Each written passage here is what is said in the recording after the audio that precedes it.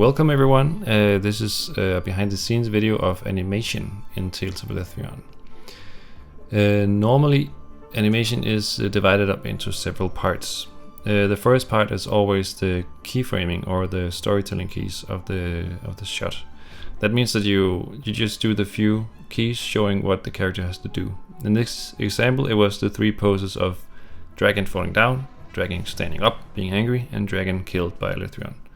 After that you go into breakdowns where you further explore like how do I want the dragon to stand up? Should it go this way or that way? But in the reward we actually skipped that part. We really wanted an animation style that felt very alive and very playful. And in order to get that we went pretty fast over to the rough animation phase and into what you can call straight ahead, which means that you don't plan too much, you more feel your way through the animation. And I think it gives the animation style in the reward this sort of quirky, watery feel to it, which gives the characters, which give the animation a lot of character and a lot of sort of unique humor as well. And that's a style we really liked, and it's also pretty fun to do, and that probably shows through the animation as well.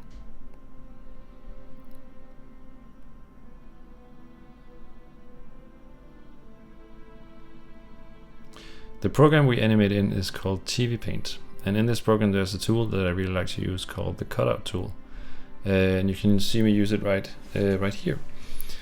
It's a tool I use a lot for just testing stuff out, or like here move the dragon's head up a little because I felt it went out of arc. So instead of having to redraw it, if I just want to see if it works better if I move it this way or that way, it's really easy to just use the tool to cut it out and move it or rotate it. Of course the quality of the line gets worse, but it doesn't really matter because this is the rough phase, so it's just all about movement. Sometimes though you can't get away with these small tricks and cheats, and you just have to draw the head like I'm doing here.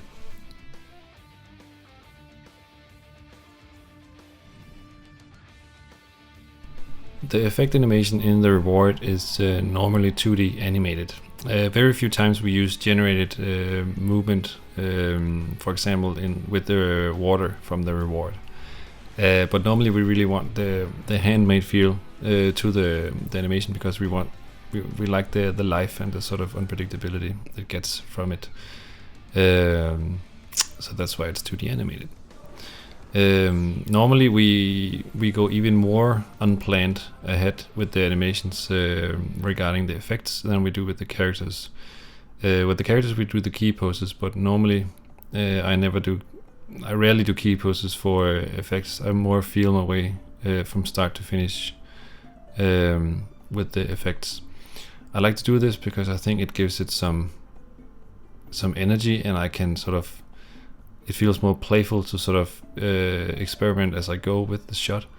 Of course you need to be aware of where it needs to go and what needs to happen in the shot and what's the focus, because you don't want some fire to be taking all the attention when you're done.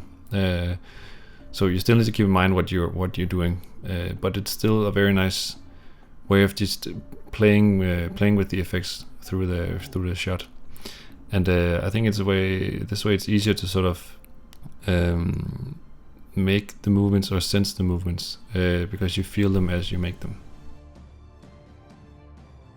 Here's how it looks in the end without any comp on it, but just all the animated shapes. Thanks for watching. I hope it was nice to hear what I had to say about it, and if you like the channel, please subscribe.